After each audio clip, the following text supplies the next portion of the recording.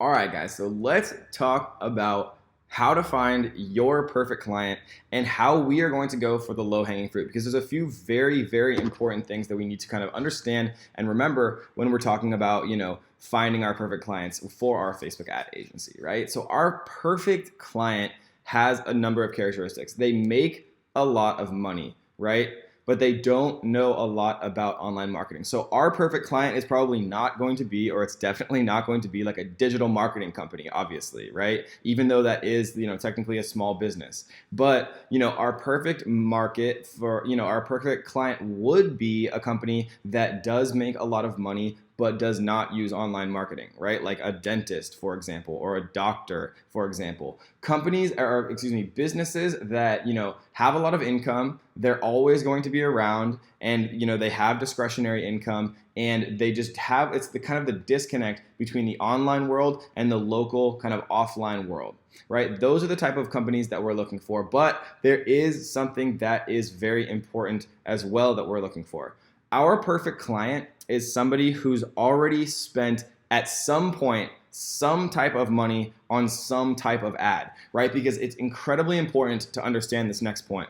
It's so much easier to move money than it is to get someone to give you new money, right? Moving money is easier than new money. And what I mean by that is moving ad spend from an inefficient form like the newspaper or a billboard, for example, to an efficient form of marketing like Facebook advertising, where you can really target your, who you're showing your ad to, so that everyone you show the ad to is much more predisposed and kind of upfront, preemptively targeted to be interested in what you have to show them, versus a billboard, for example, where 1 million people see it and 999,000 are just not going to be interested in, because you're not pre-targeting them in any way. You're just putting a huge billboard up, literally, and hoping that 1 out of 100,000 people actually is interested in what you have to say, right?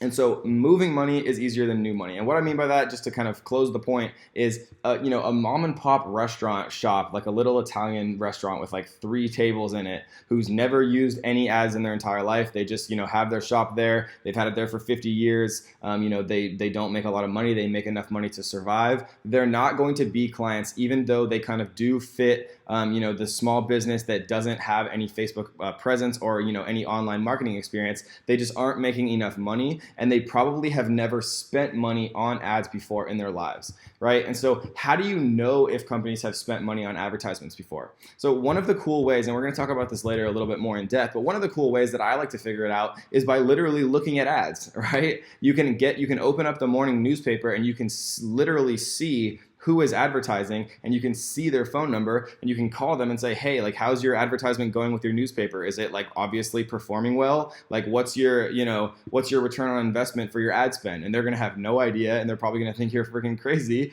But if you do it right and you use our templates and the strategies that we teach, you're going to be able to tell them and show them how obviously inefficient older forms of advertising are compared to new forms of advertising.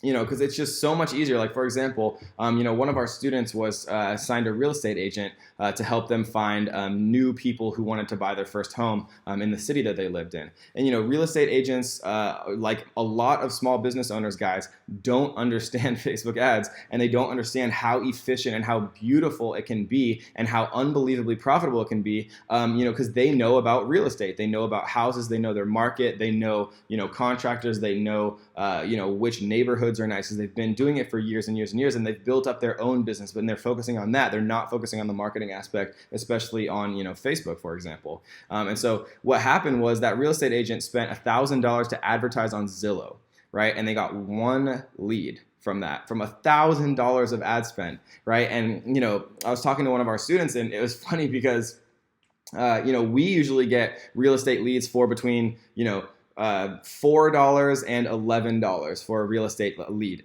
each one, right? Between 4 and 11. So, let's just estimate really conservatively that it was $10 a lead. That'd still be 100 leads, literally versus one, and that would be 100 very targeted leads, not just like random people off the street, right? 100 very targeted leads who clicked through on our advertisement, filled out our advertisement form, we pixeled them, got them into a custom audience, right? Got them into a potential lookalike audience from that to then further, continue the snowball effect of creating profitable, long-term scalable Facebook ads. And so, literally showing them 100x return versus what they had been doing, that's a very easy sale compared to, again, like a mom and pop restaurant who just barely have enough money to kind of support themselves and things like that. And so what we're going to do, guys, is we are going to go for the low-hanging fruit. And so the following is not by any means an exhaustive list. This is really just a good place to start. This isn't saying that anything not on this list is a bad idea, because I'm sure there are a lot of great ideas, and I'll continue to add to this, and if you find a great business that you signed on and brought on with a monthly retainer and things like that, and you've had some success kind of finding more in that same niche, please post in the private student group, because we'd love to hear about new quote unquote low hanging fruit that we're not considering on this list, and so I can add them, and so we can give people more kind of value that they can then use to go out and target these businesses. So gyms are a great one, right? Because gyms are a very kind of affluent niche. To own a gym is normally expensive, especially the larger ones. One of another person who won a 2 Comma Club award, and I think they won actually an 8-figure award too. What they do is they sell a course on how to open a successful gym, and they did like $10 million in revenue or something in some crazy short amount of time, because gyms have a lot of discretionary income, right? To open a gym is expensive, and so if you do advertising for gyms and you're doing it in the right way, right, getting people kind of in the door, which we're going to show you exactly how to do, what funnels we use, the offers that we're going to talk about, we're going to show you exactly how to get people to sign up and actually call in, and we're going to show you exactly how to prove to these businesses that those leads were from you, right? Because every time that somebody calls into a gym and says, Kevin referred me, like I saw Kevin's ad on Facebook, even hearing that one time, guys, is going to make your $1,000 a month so worth it to these business owners. I can't even describe it to you enough. And so how we set this up is in a very specific way to make sure that they know that these leads and these people and this new business and this new profit is a direct is directly coming from our advertising efforts. Right, so gyms are great. Dentists, I use the dentist example a lot just because dentists are seriously like so perfect for this business model. They're so antiquated in a lot of ways. They're very cash-rich businesses. Dentists always have a very healthy cash flow, and getting new business for them, keeping the dentist chair full is very profitable, right? Because every second that the dentist chairs are empty, they're still paying the nurses, they're still paying all of the kind of staff and overhead, but they're not getting paid for that time. And so dentists always need new customers. Orthodontists are the same, right? Doctors, again, very cash-rich businesses, and getting new kind of clients to doctors is a very lifetime type of customer. Because some of the differences here, guys, is like a dentist and a doctor, for example, assuming people don't like move to a different place and the doctor's not like a friggin' like witch doctor or like cutting your like pinky off while you're like asleep or something crazy, right? You're not going to switch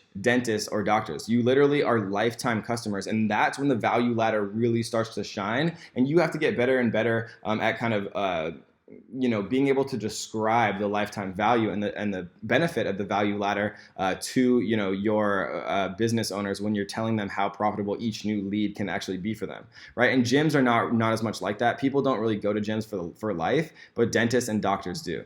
Right, plumbers are a good one. Also, plumbers are very cash rich. I mean, plumbers make a ridiculous amount of money. I don't know if you've ever called a plumber, but it's like they come and do like one tiny thing, and all of a sudden it's like $500, and I'm like, what? But I always pay it, and that's that's what happens. Electricians, real estate agents, like we just talked about, right? Spending $1,000 on Zillow for one lead when we could literally get 100 times that many, probably better, higher quality leads using Facebook ads. Attorneys, right? MMA gyms, right? CrossFit, same.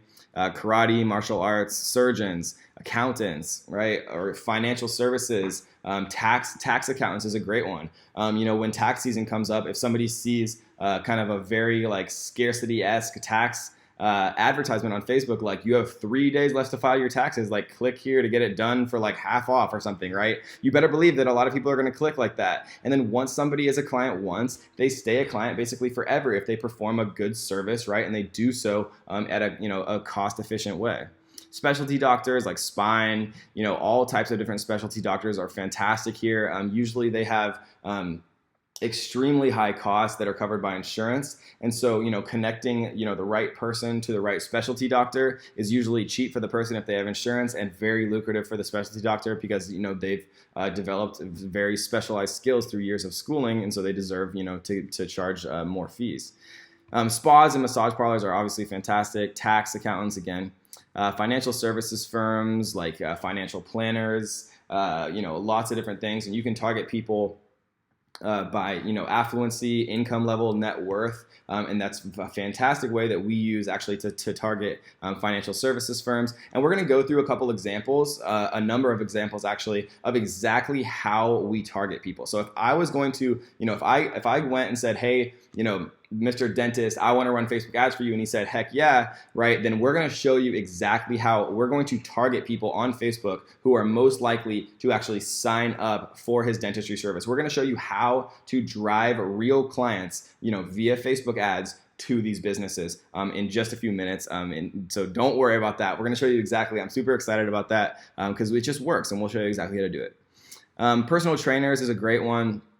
Personal trainers and weight loss and fitness is always a perennial huge moneymaker on Facebook. People are constantly trying to get in better shape, feel better, and things like that. CrossFit gyms we talked about. Restaurants, again, you want to be careful here because restaurants, you don't want the mom and pop shops, but you do big restaurants, large restaurants, bars and clubs and things like that that have a little bit larger budgets. Obviously, you don't want to go after like the Chinese store that has like one table that's the size of a closet, but going after like a huge grand opening, restaurant that's brand new downtown might be a good one for you, right? And these ones aren't necessarily as kind of perennial. Maybe they need you just for the grand opening, but then, you can maybe negotiate to charge more up front and things like that. We've negotiated all different types of deals. Don't think that, when we go over the how to charge people, that's like set in stone. It's just kind of a base template for you to work off of, just so you can kind of understand, what's normal to charge, just so you have kind of a baseline. But as you start to get more and more clients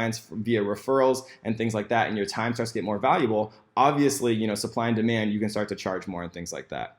So that is how to find your perfect clients, guys, how to get the low-hanging fruit. Now let's actually go through a few examples to really hammer home how we're going to target people on Facebook who might be interested in going to a dentist or getting a new personal trainer. And this isn't going to be high level at all. We're really going to show you literally the ad targeters that we personally have used to make this work, guys. So I hope you enjoyed that one, and let's get to the next.